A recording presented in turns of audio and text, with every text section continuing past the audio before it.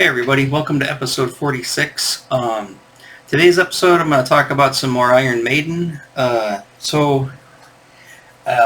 give you the live unboxing here, I guess, as it were. I got this about 20 minutes ago, and I can prove that to you because I haven't cleared my notifications with what's-her-face over there. Hey Alexa, what's the notification? One new notification from Amazon Shopping. The shipment has arrived. Oh, there we go. Usually she says, Iron Maiden, albums by Iron Maiden have arrived, or whoever it is, but, yeah, I just got it a few minutes ago. So I'm going to crack it open here and show you guys what I got. I think I told you what I got last video. Essentially, there's 3 more albums that I wanted from Maiden on vinyl. So one of them was about to sell out, so I decided to get it. And I was going to do these one a week, but I got super impatient. And I was like, oh, I can't wait that long, so I want to get these. So I ended up just pulling the trigger on it. I got all 3 of them together. She's still yelling at me back there? Okay. So I gotta say, Amazon packs the records pretty good. I mean, you've got, this is an outer box. I've got one record here, another record here, and wow, I've never ordered 3 at the same time. So, and another one here. They're all individually wrapped, and these as well, which is kind of crazy. So, which one's this one? Probably. Yeah, I think that. Oh, that's I believe that's the live album. Yep. That is. Oh my God, these are so nice looking. So this is why I like those mirrors so much. Look at that. That's awesome. Yeah, I'll hold these up just for a few minutes, so I can take my pick on whatever title screen I want to do. But there it is. There's the Live After Death double album. I'm pretty sure. Yeah, it's double album. Yeah, got 4 sides to it. Yeah, I mean, it's just awesome. I mean, absolutely beautiful. It's like, why can they not make records like this anymore? Why can't bands make cool stuff like this? I mean, it's so you got to pay a guy to draw it or paint it or whatever he's doing. I'll do it. Give me a job. I'll make do your album cover. I won't charge an arm and a leg for it. Just an arm, maybe, or maybe an arm and a leg. Depends on whose legs. But anyways, so there's Live After Death. God, these are so awesome looking. I mean, not every record looks as cool, but these Maiden albums, I'm telling you. I mean, these heavy metal albums, these prog rock albums, and that type of stuff. I mean, there's no having it on CD. Just it. Oh God. Sorry. It is just nothing. A tape or CD. I mean, nothing compared to having these. I mean, look at these things. Somewhere in time. Check that out. I said I've seen the cover before. Yeah, I've seen it hundreds of times, but seeing it in hand too. I mean, like I said, this video probably doesn't even do it justice. Or seeing pictures of it online would do it justice. You get this stuff in hand.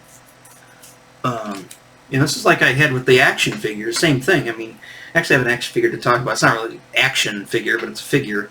But yeah, this it's just like that stuff. You see it online, you order it, pre-order it, whatever. Or even if you see when you see the stuff in the store, I mean, you're kind of blown away. But when you get it at home, and it's in hand, and you get it out of the package. I mean, these aren't even out of the package yet. They're still wrapped. It's just, it's just amazing. I was going to do a video maybe on all of these individually, but maybe I will down the line. But I'll dedicate this video to these 3 albums that I got. All right, got some gushing on each one of them. Let's get these things open here, and then of course this should be Seventh Son. Yeah, there it is. Yeah. So much cardboard to throw away. Just check that out. Sorry, I keep looking over on my little monitor here to see what it looks like on camera, but yeah. Like I said, you can't. This stuff is just so awesome. I mean, even if you don't like the band, and the band's awesome. They're pretty much any metalhead will tell you. I mean, Iron Maiden's pretty much one of the. It's like Black Sabbath or Metallica or Judas Priest. I mean, Maiden's pretty much, quintessential 80s metal. And I know they're still going today. But, if you grew up in the 80s and you were into this kind of music, even tangentially, I mean, even if you were sort of into it, you were just kind of into music in general. And you didn't like specifically one genre. You weren't always, and that's how I kind of was. I wasn't, some of these burnouts I went to school with and stuff, that's all they listened to. And it's just like, I remember they used to give me shit, too. They'd be like, well, why do you like that U2 album? Or why do you like that Police band? It's just like, because it's good music. Just because it's not super aggressive, and makes you want to go, beat up people, too, doesn't mean it's not good music. Everything's got its everything's got its strengths. That's the thing. I've gotten a conversation with a buddy of mine about this, and it's just funny how, I wasn't technically a burnout in high school, although I was in special education. I wore jean jackets and concert T-shirts and, and stuff like that. But I didn't consider myself really one of the burnouts, and the reason why is because I just thought it was just so funny how just a lot of them were really dumb too. I'm not trying to be mean to people because I wasn't the smartest crayon in the box either, but a lot of these people were just like, dude, and they were really into a lot of this metal stuff. And it's funny, it's like I just scratched my head when I saw like songs like Call of Cthulhu and stuff like that, or some of these things, these concepts on these albums, stuff just like Iron Maiden, that To Tame a Land being about Dune. And I just scratched my head and I was like, do these dumb burnouts even know what that stuff even is? Just because it's on an album they think it's cool. It's like, did you read Dune? I mean, I'm not being that much of an elitist, saying, we gotta read Dune to understand the full complexity of this Iron Maiden song. I'm not that bad. I'm not the older kids with the models that won't want to play with toys, but at the same time, I was just kind of like, always thought in the back of my mind, it's just like going like, and even I didn't know what some of that stuff was, I don't think I knew what Cthulhu was until, because remember, I didn't really read the books, but I kind of learned about Lovecraft and stuff like that like later on in high school. So maybe when I was in, whatever, 9th grade or 8th grade, I didn't really know exactly what that was. And then the Rush album, sorry, there's a band. The Dune song off of Peace of Mind, or is it Peace of Mind? Oh, the Dune song's on, it's on Peace of Mind. The To Tame a Land, I saw Dune early. I saw it in '84 in the movie, and I obviously didn't read the books then, but I saw the movie and I kind of knew they were books. And then, when I was reading the lyric sheets on the CD or the cassette tapes I had, it says, it comes from Caladan, it got the Gam Jabbar. I go, oh my God, this is from Dune. But I don't think any of the goofballs that were, running around with their Maiden shirts on knew that was the case. And this goes to, something else I want to go on. I guess this is probably the best video for this, to go on this rant, but, like the Stranger Things, with Eddie and stuff like that. I'm not saying this didn't occur, right? I'm not saying that there were a bunch of, and I don't call them metalheads. That's such a new term to call something. Everything's metal, and nobody said that in the 80s. You know what I mean? They just said it was, pardon my French, it's fucking cool, or kicks ass, or, or fucking A. That's what they'd say. They didn't say it's metal, and everybody wasn't doing this every 5 seconds, I don't think anybody barely even did that in my high school. I mean, maybe my high school is different than everybody else's experience. Maybe you grew up in California or New York or something like that, but being in the Midwest, which is pretty much the hotbed of burnout and metal activity. I know LA is a huge scene, and obviously there's the whole metal scene in LA, but I gotta say, pretty much, I don't think heavy metal, rock and roll, classic rock, any of this stuff would exist without the Midwest. You know, blue collar, working town Midwest. So, which is where most of these bands were from, anyways. They just moved out to LA to cash in on the LA scene. But where was I at? But no, you know, the thing with the whole Dungeons and Dragons thing with Eddie, I just rolled my eyes on that when I saw it in Stranger Things. It's just like, okay, that was not a thing. Again, you know, you probably have a difference of opinion. You probably have a different experience if you grew up in that time period. But, you know, I was right in that time period. And I gotta say, if you played Dungeons and Dragons, you had to worry about getting your ass kicked by a bunch of burnouts. They thought you were, you know, they're not going to use the term because it's not PC to say anymore, but they called you a certain term if you played any of that stuff. You know, you're into Dungeons and Dragons, it's like, you know, I'm like, well, why is my Dungeons and Dragons book look a lot like your heavy metal album cover, right? Wouldn't you think we'd be into the same thing? No. No. If you played Dungeons and Dragons when I was in high school, you know, and you were vocal about it, you were not considered cool, and you were definitely not considered part of one of the burnouts or the metalheads. Although it made no sense because it seemed like they were synonymous with each other. But, you know, again, maybe it was just my rich Rochester, weird kind of quasi-rich, where you got one side of the city is filthy rich, the other side of the city where I was at was all trailer parks and poor, you know, clashing together. Maybe it was just the weird, you know, politics in my high school, but it seemed to be kind of echo that on other high schools around in my area too, so I just assumed it was like that. And you can't trust Hollywood. Hollywood lies to you all the time and tells, you know, I love Hollywood poor, or Hollywood burnouts, or Hollywood this, Hollywood that. It's just so far from what it really is. So yeah, I just wanted to go on that little rant there and talk about that and hold up Seventh Son for a little while. But yeah, like I said, it was a different time period back then, and anybody who, especially, you know, if you're a millennial, if you were, you know, if you're 10 years younger than me or less, you can't really, I mean, I guess if you're 10 years younger than me, it means what? You graduated in 2001? Yeah, no, I don't think you really can speak, because the 90s were really screwed up too.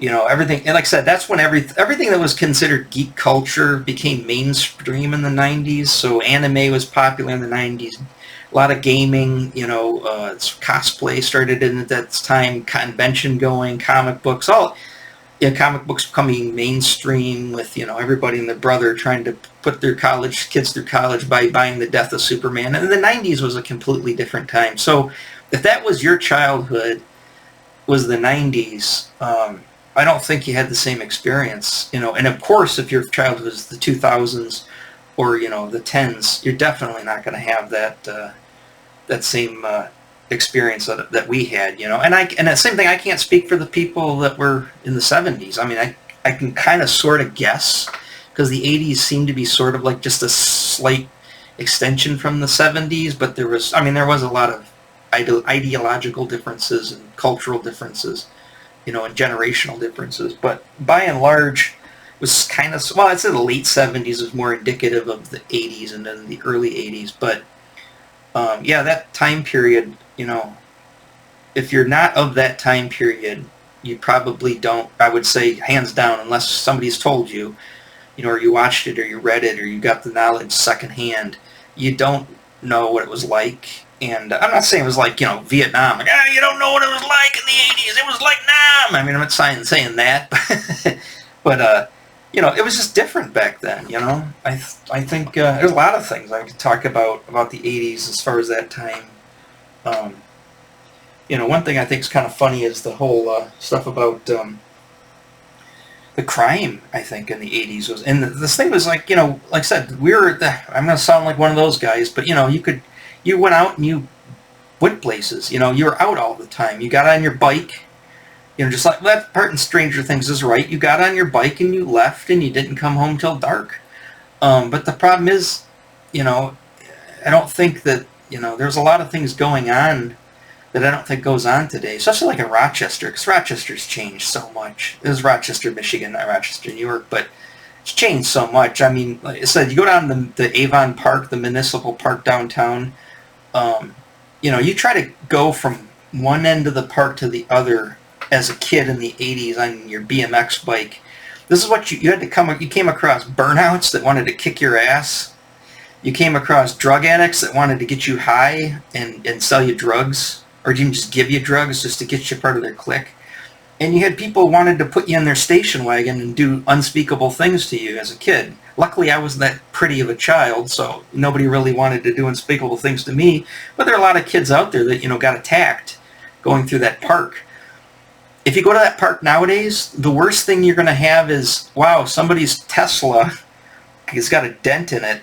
And I can't understand any of the people in this park because nobody speaks English. Everybody's from Germany, everybody's from India, everybody's from whatever, fill in the blank, Durka country. I don't know, that's like the extent now. And, and everybody's rich and everybody's wearing, thousands of dollars, $1,000, sweatpants and driving $5,000 bikes through there. I mean, it's definitely not Rochester in the 80s. It's also that park down in Rochester. And like I said, there's a lot of stories about crazy things that happened in that park down in the 80s. But I just wanted to go off on that little tangent too as well. Yeah, let's get back to the business at hand. So yeah, I got the 3 albums here. Again, I got the Seventh Son of the Seventh Son, and I'll open these because I'm just going to listen to them. Somewhere in Time, and the live album, Live After Death. So now I've got Peace of Mind through Seventh Son, so it's the studio albums and the Live After Death. And again, like I said, I'll probably end up getting more, but those are the main ones I wanted. I said I'll probably get Number of the Beast. I probably won't get, maybe I'll get Killers and the first Iron Maiden album. Just for the art alone, But, yeah, maybe Fear of the Dark. At least Fear of the Dark's, I'll probably get Fear of the Dark, most likely. I had it on CD in the 90s. And I had, I didn't get Virtual Reality, and I didn't get the other one. I can't remember what the other album was called. Nobody cares about those 2 albums. They're terrible. Bruce Dickinson's not on them, and they're terrible albums. Nobody cares about those. But I didn't have either one of those. But I did end up, because in the 90s, I mean, after Fear of the Dark, I personally, I didn't get back into Maiden until like the late 90s. I kind of with the comic books. I feel like a lot of my stuff seems to be very synonymous with the way comic books were. It's like I was into it in the 80s, and I got out of it in the early 90s, and then I didn't come back till the end of the 90s. And when I came back to, basically what brought me back into Iron Maiden, pretty heavily was when Bruce Dickinson came back, and I was at that show. That album came out, Brave New World. I'll probably get Brave New World. Because when that album came out, I was just kind of excited. I was like, oh, this is so cool. But the reason I didn't know that Brave New World was an album yet, because I went to Pine Knob, which is now called DTE Music Center, whatever. Everybody calls it Pine Knob. And over there on Sashaba, and I guess it's not Holly, because that would be Mount Holly. I don't even know what township. Is it Clawson? I don't know. I can't really tell. I don't even really know where Pine Knob is as far. I know it's on I-75. Get off on Sashaba. There you go. There's Pine Knob. Yeah. I went there with an ex-girlfriend, and her dad had company seats in the pavilion, and we had good seats. I mean, I think they were like 11th row from the stage. And anyways, so I went there with her, and she had never heard of them. She was big into Metallica at the time. She was she was 8 years younger than me, so she was supposed to graduate, I think, in 2000, and this was 1999, 2000, right about that time. So she was 8, she just turned 18, and I was 26. I was 26. I was like 27 already. Anyway, she was just supposed to be out. She quit high school. So she didn't graduate at that time. But anyways, she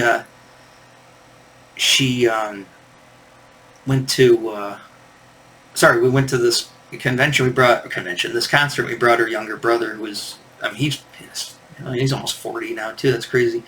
But anyways, we went to this thing, and he'd never heard of him. He was all about Limp Bizkit and Korn and all this other stuff. He said, "No, you guys got to check out this Iron Maiden band." And her dad was like, "Hey, I can get tickets to that." So he got the tickets, and we went, and the whole time I'm thinking to myself in my head, it's like, well, this will be pretty cool, but I knew Bruce Dickinson, and I didn't know that he was coming back. And I said, I don't think Bruce Dickinson's with the band, so it probably won't play a lot of the older stuff, probably play a lot of the stuff from these 2 albums that I never had. I said, but it's still worth seeing. And, they started out with, they did the what do you call it, the Winston Churchill speech thing came out at the beginning of Aces High, and boom, fireworks go off, and out pops Bruce Dickinson, comes running out of there with his crazy pants on that he had. And I just lost it. I just was like, oh my God, Bruce Dickinson's back in the band, blah! I went nuts. And she's like, yeah, why is that important? I'm like, you don't understand. And, and so I was just totally, that show just totally rocked, and of course in the concert, he'd talk all the time, and he'd always yell at the crowd, because he was always a jerk to the crowd all the time, like, hey, you guys, you smoking your pot and stuff like that. But anyways, he goes, he says, yeah, I got a new album coming out, it's the first one I'm back on, and blah, blah, blah, called Brave New World, and here's a song from it. I think they played Wicker Man, and I was like, oh, I gotta get the new album, and I got the new album, and I loved the new album. It was one of those, it was just like, oh my gosh, this is like one of the ones from the back of the days. Every single song was awesome.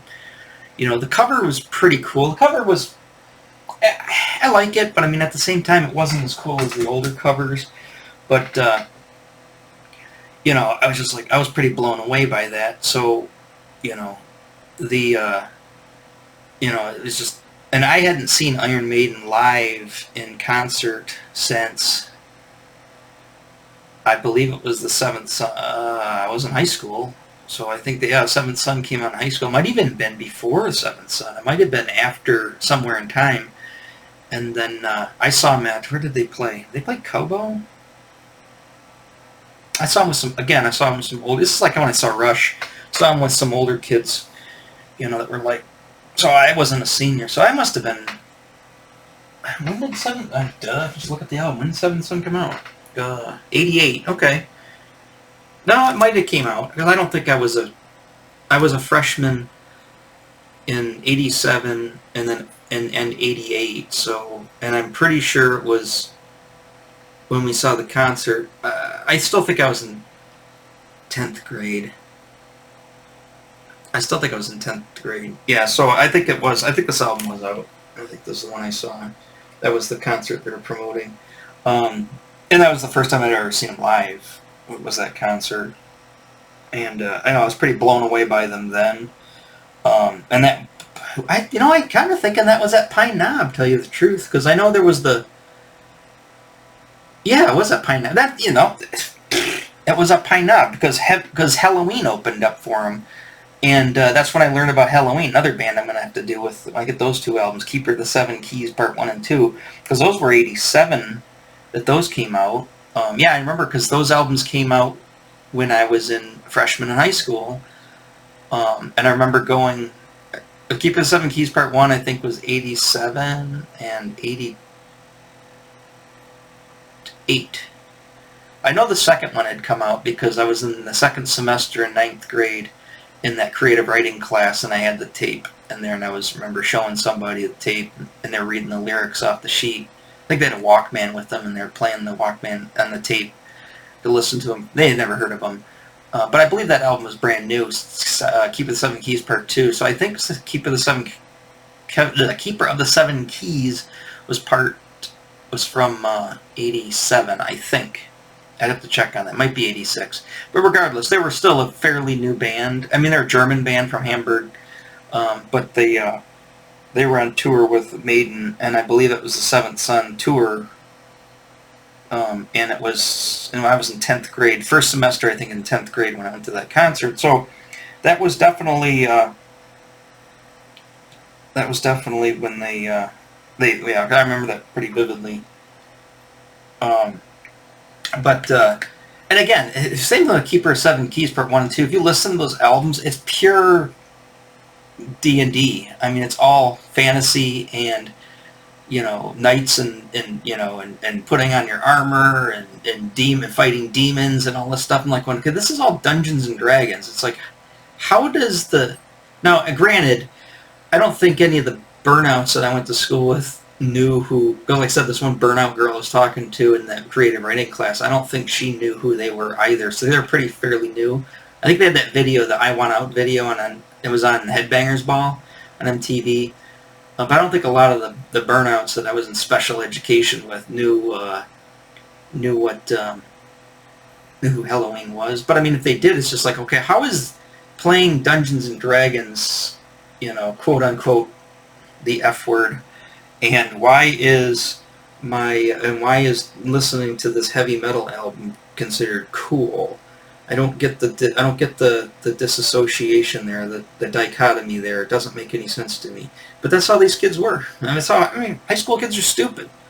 Adults are stupid. But I mean, that's how these people were. So, like I said, you might have had a different experience in yours might have been more like Stranger Things, where the kid who sold drugs, and was a burnout and listened to Metallica and wanted to master of puppets, also played Dungeons and Dragons. I mean, if you knew that kid or you were that kid, tell me about it, because that was not anybody anywhere near what I went to school with. So, like I said, I think that part of the Stranger Things, I think, is more fabricated, more of a fabrication or a exaggeration of that time period.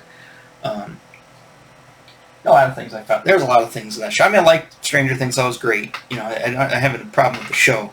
But I'm saying there's a lot of things that I think they got wrong, or they got like, that's a definite exaggeration of the way it really was, or it was like, that's how they wanted it to be then, the creators.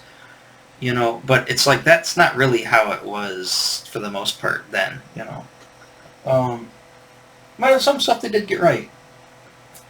The one thing I did find, strange in Stranger Things, no pun intended, was when the one guy, the dad, them are the Mike's parents, right, who were supposed to be well off because they lived in a cul-de-sac, and they had the big house. And that's, whatever the mom's name was. I wanted to live in the cul-de-sac, so I had to marry the guy, who made all the money. And that was the dad that made all the money, and that was supposed to be 1983. And I don't know anybody in 1983 that lived in, like, say, Christian Hills would be a good example for Rochester Hills area. Anybody who lived in those subdivisions used rabbit ears to get reception on their TV, their 19-inch TV. Really? I think most, even people, I didn't grow up and at that time, I was still in the house, my parents were together. I don't think I remember, there was people with money, like the lunatic across the street that had the DeLorean that went to jail for selling cocaine. I mean, those people, they had a big frickin' big screen TV. They had cable. 83? I mean, I had cable in 83. I wasn't messing with, it wasn't my bedroom with my coat hanger, with my 19-inch, 13-inch television set in my bedroom, but the main TV in the living room that your parents watched, the family watched, got cable by then. And I think we did have a 19-inch TV, and when the console TV blew up, we got another 19-inch TV. So we didn't have a big TV. We still had cable.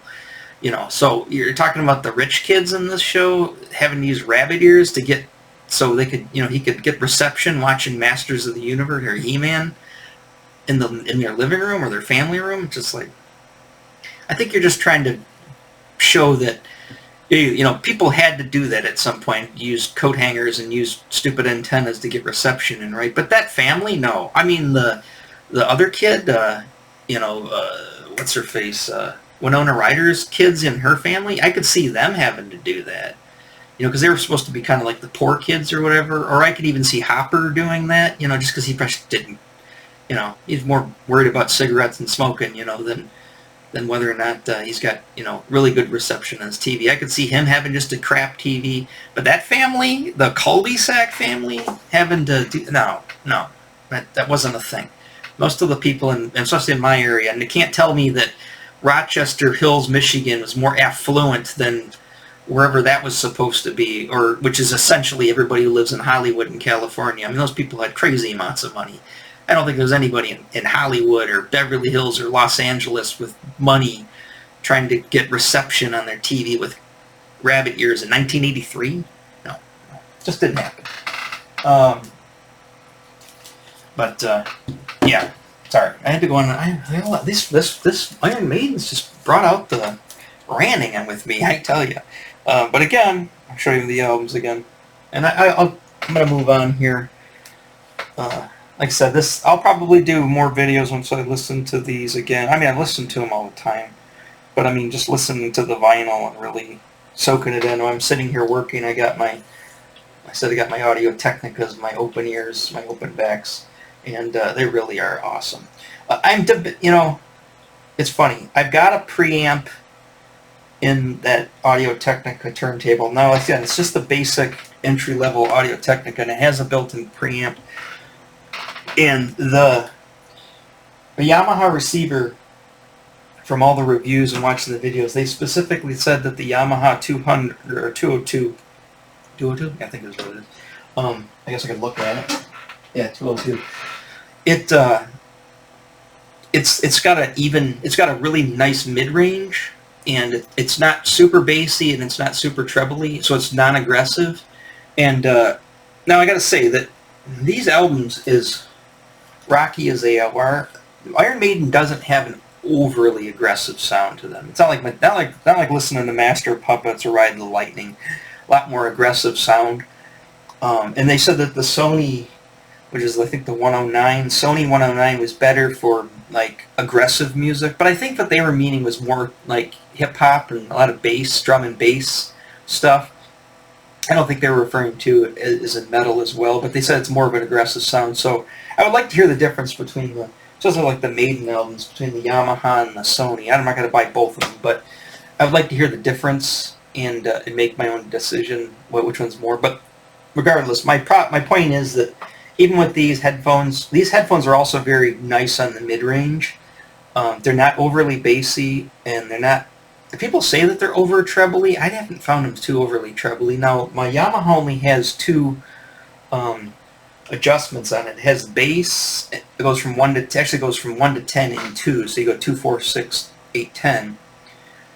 And bass and treble. And when I wear the headphones, I usually have it set around 60 as far as the volume level. And I have it set with the bass all the way to 10 and the treble all the way to 10.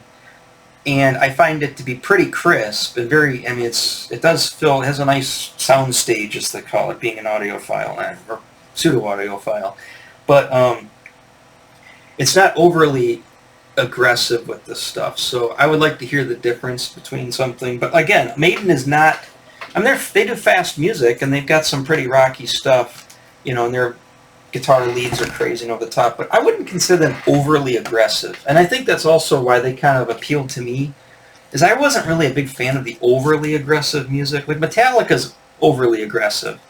And again, that's probably why it got all the burnouts all whooped up wanting to kick your ass, because it was overly aggressive, you know. And this stuff I found was more heady, a little bit more mid-range, and more melodic. Frankly, because they're a better band. I mean, you know, it's pretty much a foregone conclusion at this point. I mean, Maiden is a lot better band than Metallica. You know, I couldn't convince that to my ex-girlfriend. She thought Metallica was, you know, the second coming, but, you know, and I didn't dislike Metallica. I did think they're all douchebags, you know, but I mean, Bruce Dickinson's a douchebag. All these people are douchebags, you know? But the thing is, there's just different levels of douchery that these guys have, but no, like I said, I found Maiden to be a lot more palpable than Metallica. And even Judas Priest. I mean, Judas Priest is a little more along the lines of, you know, it's that British British metal sound. I mean, that was different sound. I mean, even Def Leppard. Def Leppard was a lot more poppy and not as hardcore, not as super, heavy as this stuff. But all of that British invasion stuff that came over, I mean, all of that stuff, there was like, those are really good musicians, and they had great stuff, and they had more intricate, arrangements and yada, yada, yada. And, Metallica, I think, was probably one of the best, not the best, but one of the best musically, I think, of the whole American scene. Because a lot of those, like Motley Crue, I mean, they're great and they're entertaining, and Shout at the Devil's a cool album, my favorite album by them, but I mean, they're not really that great. I mean, Tommy Lee's not that great of a drummer. Mick Mars isn't that great of a guitar player. Obviously, even like Guns N' Roses. I mean, Slash is good. I take it back. Guns N' Roses, Slash is pretty good. And Slash had better. So that was a little bit later on, but but I would say, yeah, a good example. I mean, Guns N' Roses is a lot more aggressive than Iron Maiden, I think, in my opinion. I mean, it's subjective, but I think Maiden appealed to a different crowd, and I think that was more me as a kid. It was more of a Maiden guy than obviously, Rush still probably my hands down favorite band, and I was a Rush kid, so but I mean, I loved the Police, and I loved U2. Like I said, all this stuff that I used to take crap for all the time for liking all these bands that were not considered cool, but at the same time, it was weird. I mean, as popular as U2 was, my one friend went U2 crazy, but I think that was like after high school, the guy from Ruther. But when I was in high school, when Joshua Tree came out, I don't know a lot of people that really liked it outside of like me and a small handful of people. None of the Burnouts liked U2. None of like it didn't seem like the proto alternative or the skater. I guess let's call them the skater kids, which kind of became proto alternative. I don't think those kids were liked U2 very much, and I didn't hear a lot of girls talking about U2. Of course, U2. Everybody loved Bono. It's just like, really, I didn't really get that. Nobody by that time the Police were dead. I mean, the Police had Synchronicity was '83. That was their last album with Sting, and I don't think nobody. You had to be pretty into music to like the Police in. When I was in high school, because they were pretty much non-existent at that time. What are some of the other... Rush, I mean, there's a lot of people who are into Rush. Rush was a different crowd, too. And as I got buddies with a lot of the hockey guys, and I started playing hockey, a lot of hockey, because it's, a Canadian band, a lot of Rush people really liked, a lot of, hockey dudes liked Rush, And again, it's weird. I just thought that was also strange. There's a lot of weird things that you think about when you see like the way media portrays things, where you listen to stuff like that, and it's like I lived all that stuff, and it's never the same way that they say it was. And like I said, younger people than me, millennials, which would be the next generation, people who grew up in the '90s and in the 2000s. Mostly the 90s, though. Those people don't get it either, because they're just from a different time period. It's just different back then, I pine for it, but at the same time, a lot of stuff I didn't like about that time, too.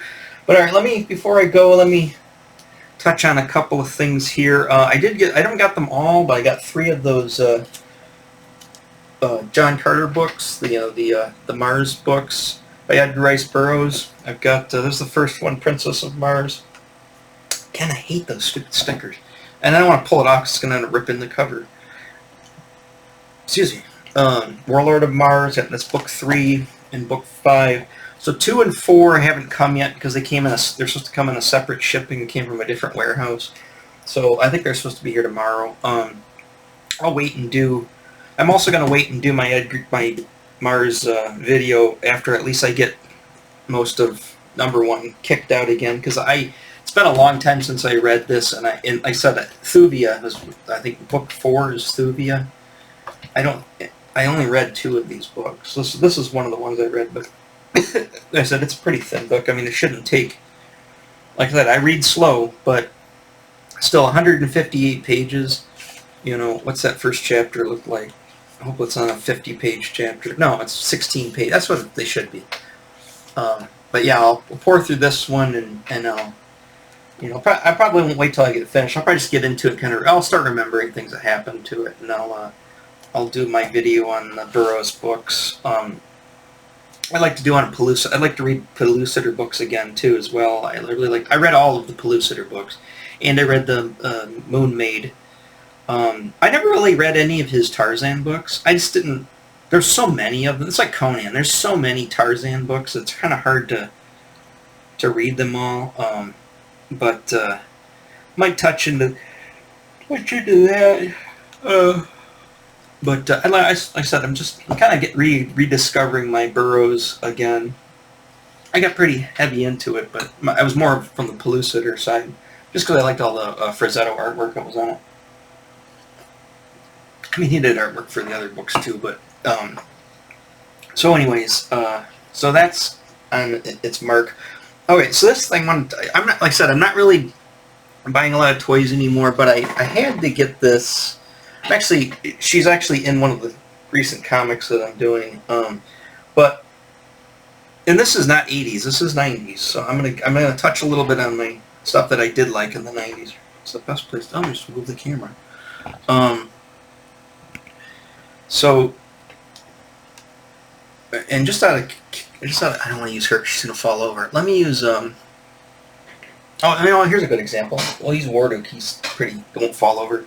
So Warduke is a 7-inch figure from NECA, which is it's bigger than Wonder Woman's a pretty tall figure for the 7-inch for the multiverse, but Warduke is he's a 7-inch figure, and look how big she is compared to that. It said it in the description. I think it said she was 10 inches, and I just didn't try to put 2 and 2 together. But the other thing that's crazy is, like I said, I'm not a huge anime person, but there are a few anime that I do like, and I'll get into that.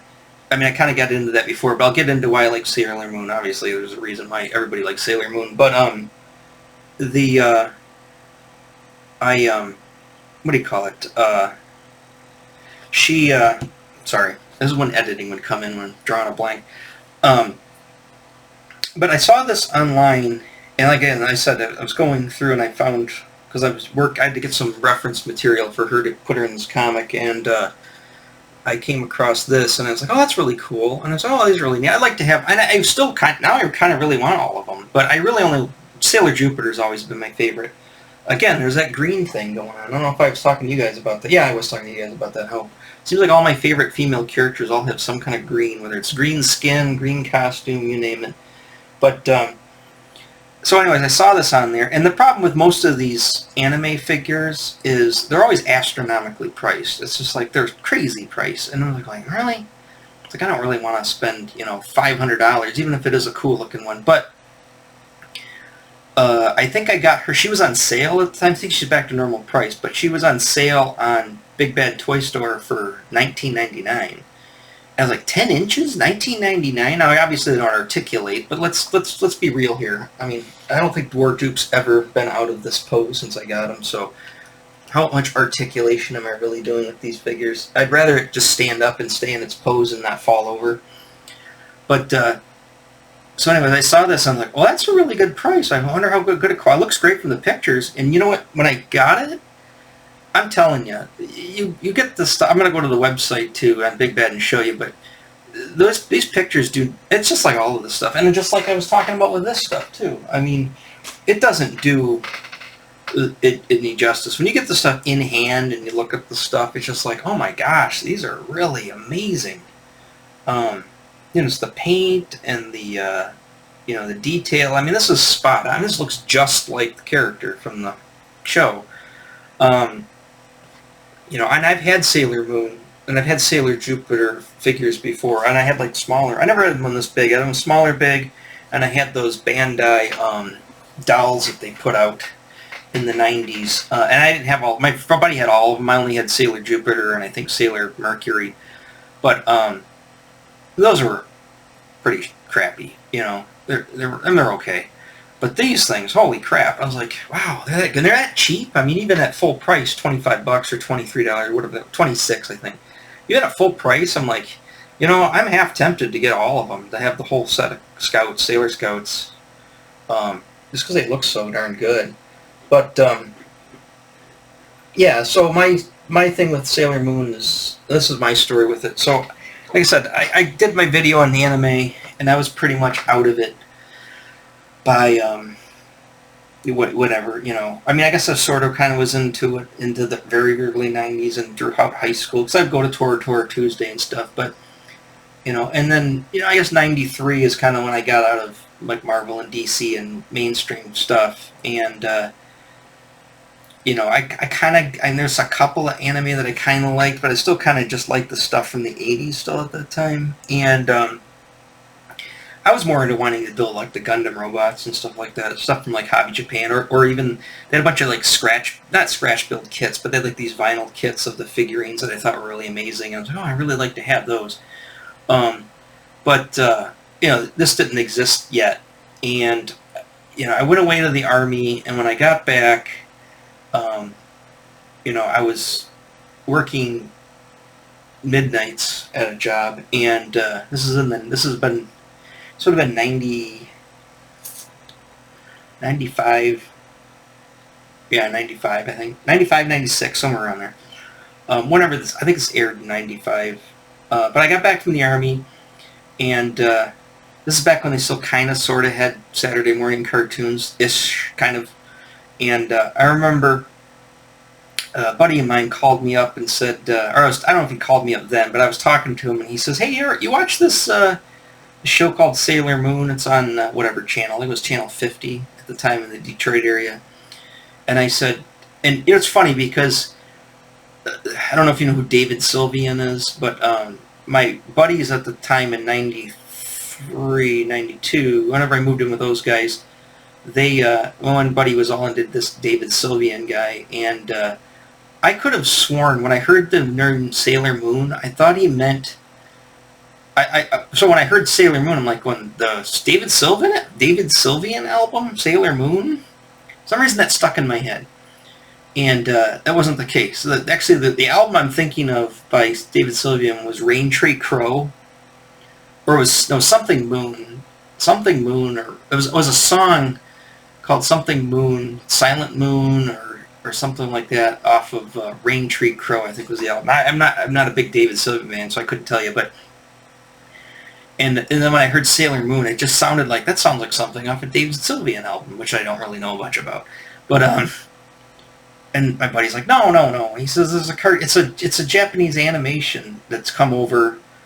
Like I said, we didn't call it anime then. We called it Japanese animation. It's like it came over. It says one of the ones that they dubbed and they're playing it on TV, like like Voltron or Robotech. And I went, oh, no, I don't know anything about it. He says, you should check it out. He says, it's got these girls, and they're all wearing these really high-cut skirts. And he goes, it's pretty entertaining. So I was like, all right, I'll give it a shot. So I tuned into it when it was on, and I was like, I really like this. Like I said, I mean, sure, it's probably the high-cut skirts, but then if you think about it, I've been through the Army, I'm in my 20s, and it's like, if you really think about it, it's like these girls in the show are like 8th grade, or not even high school girls.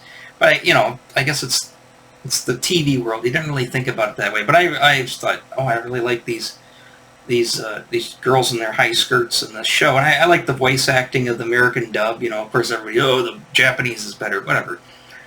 All I had was, I wanted to hear it in English, so I watched it, and I really liked it, and I was just like, oh, yeah, I kind of like it. And then I saw some of the merchandising for it coming out, and, I did this real weird, crazy, that same buddy, we ended up going all the way to Windsor, in Canada, to this Toys R Us, and then another store in Canada to look for these, because they were really hard to find in the United States at that time. Eventually you could find it, but I guess Sailor Moon and a lot of the Japanese stuff was a lot bigger in Canada than it was in just like the Toronto area. But I mean, of course, it's not far from Windsor. But yeah, Windsor had had a lot of it. I went to the Toys R Us. There was like almost a whole aisle of just Sailor Moon stuff. It's like, holy crap, this stuff's really popular in Canada. And that's where I got the Sailor Jupiter doll and the Sailor Mercury doll. And You know, my friend was just like going, I can't believe you dragged me all the way to another country so you could buy these girls, these dolls of these girls. And I was in one of those weird kind of frames of mind. So I ended up doing that. So I've always had a hot, you know, I've always had a soft spot for the Sailor Moon stuff. And they had those new versions that were on Netflix, I think, or whatever. I think they're on Netflix. Or one of the streaming things. They did those new versions of them. And I like those too. I like the original ones better. I just like the American music of the fighting evil by moonlight. I like that. And of course the original story was, you know, it was Robotech. I mean, it was the same thing, and they were Voltron. It's like they made a different show. It was close to the original Japanese, but they changed a lot of stuff. And I don't care, whatever, you know. So, like I said, I got a special spot for my Sailor Moon stuff, and that was I saw that and I was just like, oh, I gotta have that. I really want that. It was not that expensive. And again, I'm almost pretty much done. I've got Snake Mountain coming and a couple of other. There's another Star Wars set that they released for the retro. I ordered that. That doesn't come in for a while. And you know, there's a couple more of those Dungeons and Dragons figures, the Strongheart and Xerox, and who knows when they're going to come in. But outside of that, I'm done for figure buying until, like I said, I might pull the trigger and buy the rest of the Sailor Scouts just to have them because they just look so nice. But I'm not sure on that. But speaking of that, let me flip over real quick and show you a big bad. We'll go to the 90s. It's not the 80s stuff. This would be the 90s stuff, which is pretty much, you know, gargoyles. What's it called? I can't even read. Duh, it's right in front of me. Power Rangers. I really liked Amy Jo Johnson. That's one thing I really did watch. When I used to watch that a lot too in the 90s. Just to watch her. Just liked her. In Mortal Kombat, Batman the Animated Series, Street Fighter. Obviously, that's cool. Cammy.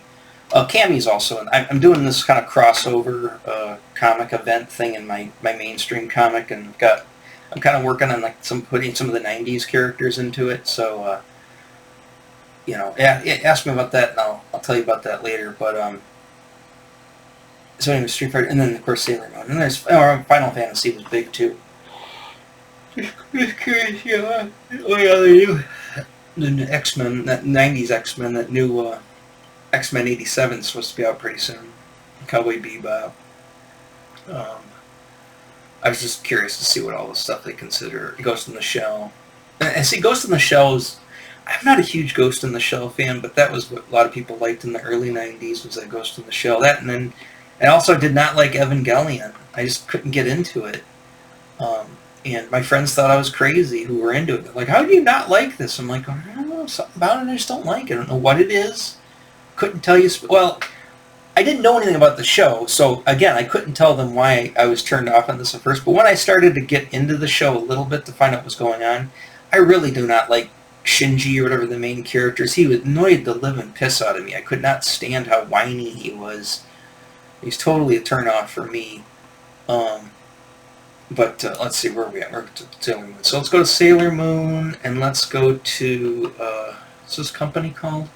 The box. Here's the box, too, if you want to see it. I guess I should put it on the bigger screen, but it's a closed box. I guess everybody's doing the closed box now. Nobody's doing the open boxes, but it's a nice box. I mean, it's got, you know, it's got the figure in a bunch of different views. But what do they call them?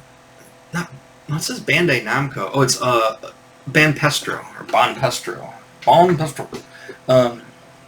Pestro. Anyways, where is it? That's the Bonpestro Sailor Moon. So yeah, here we go. Let's try to. Can we get rid of the what do you call it? I hate Super Deformed stuff. I never liked it. I always thought that was lame. Anime series. Cut film. I guess Puffy Seven Mates. I don't know what the hell that stuff means. I guess we just look through it. So here's the... It's not the main Sailor Moon, Oh, it must be from a movie. She's got the different outfit a little bit, but yeah, they're $26.99. That was what they normally are. I got her for $19.99. She was on sale. It's what made me pull this trigger on her. But even still, I mean, this is the same price. This is 10 inches tall. Now, granted, she doesn't articulate, but she looks 100 times better. This is the same price as a Marvel Legend or a DC Multiverse. If you're into anime, I would rather get those. Because like I said, my figures are just sitting there. I've never reposed them. They're all just sitting there on the shelf. Basically, it's doing the same thing. So my He-Man guys. Eventually, I'll pull He-Man guys up and do more with them. But or Sailor. Is this the Sailor? Yeah, here's the Sailor. So I got version A and B. I can't remember. I think I got the version B of Sailor Jupiter. Maybe that's why she was on sales, because everybody wanted. So she's 9 inches. She's a little, but she's big. She's the tallest one of all of them. So Sailor Mercury probably comes up about there or so. But that's still huge. But there's a Sailor Mercury. And again, I mean, that's pretty. See, there we go. It's pretty amazing looking. So I'm definitely considering maybe getting her, but I guess if I go that route, it's like, why don't I just get the rest of them? Because there's only 3 more of them. It's 5 total. Yeah, 5. I should know since I like the show, but I can't remember all the stuff. There's Sailor. I like Sailor Mars too.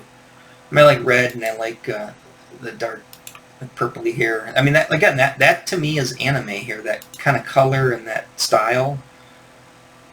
That's to me. I mean, and it's very, like I said, the 90s isn't much different from the 80s for the most part, as far as aesthetically. Not anything like it is nowadays.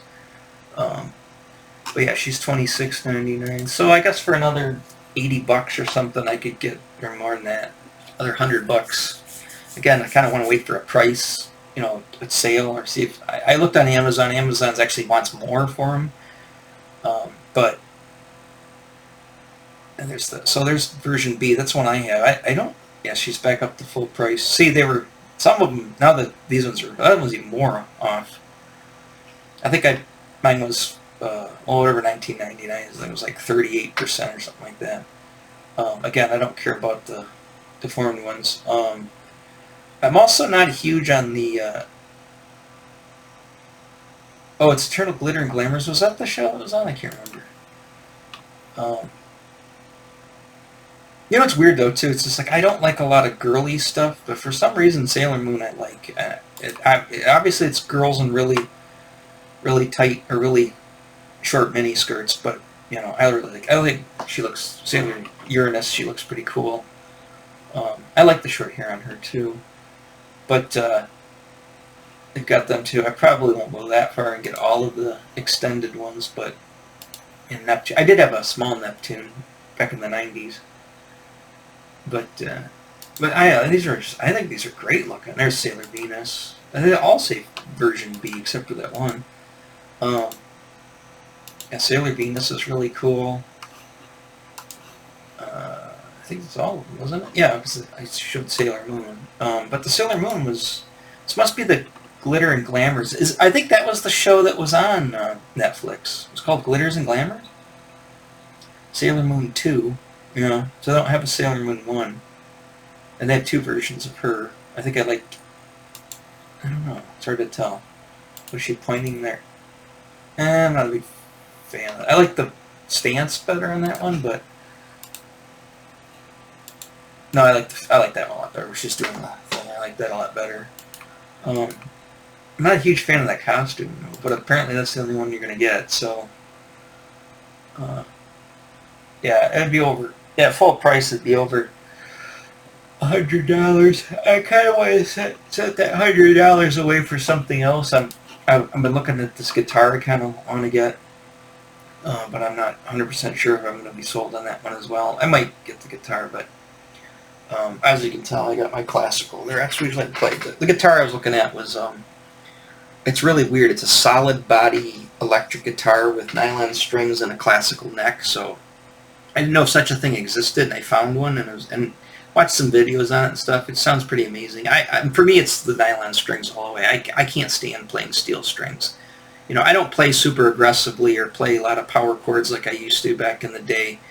All the heavier stuff. I don't play like that. My son does. My son's he's just amazing.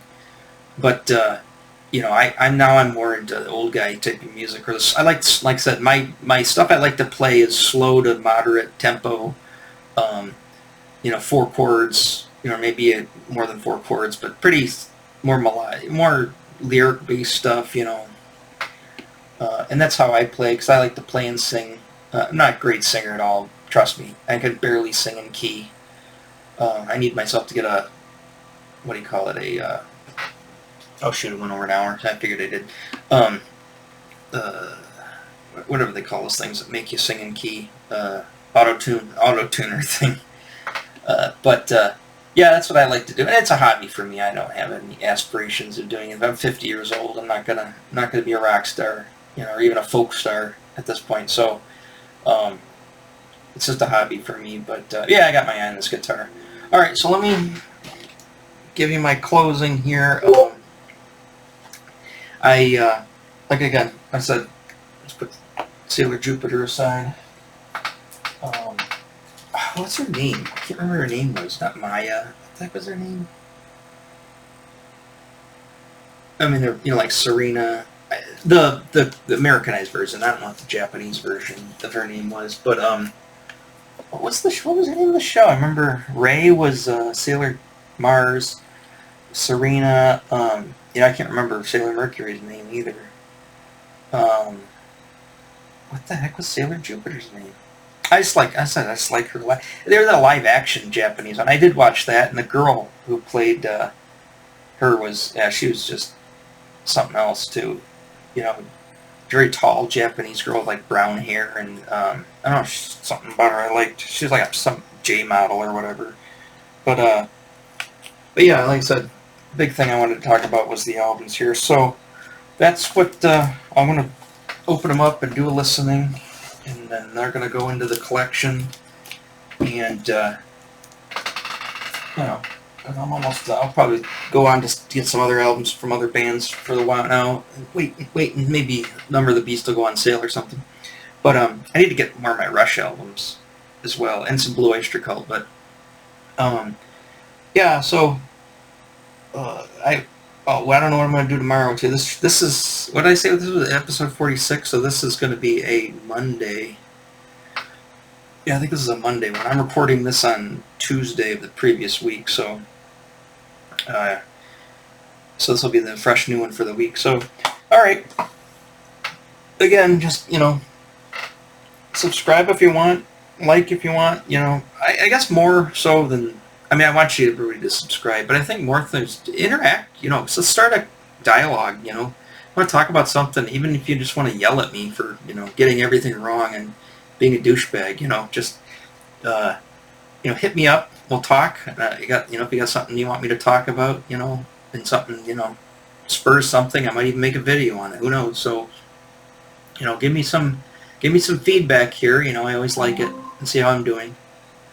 Alright, so I will catch you guys later, and whatever we do tomorrow, we do tomorrow. Alright, talk to you then, bye-bye.